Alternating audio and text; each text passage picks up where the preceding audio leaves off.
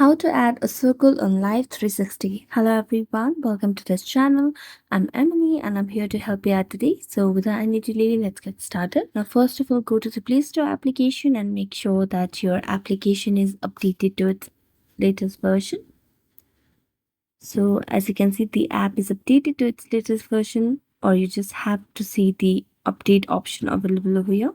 So you can just tap on update and update this application. Now, after updating, what you're going to do is just go to the application on your device and just make sure that you're logged into your account on the Live 360 application.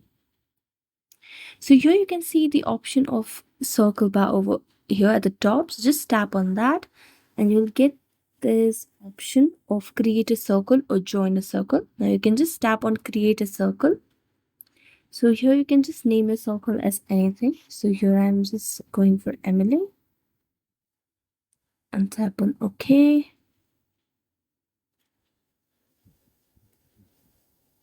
And here you can have a very different code that you can send to other people, your friends or your family, to invite them to your MLS server. So you just have to copy that code, or you just have to send that code to the other person and they'll be able to join this circle in Live 360 application. So you can just tap on send code. You can use any of the social media and you can add the people.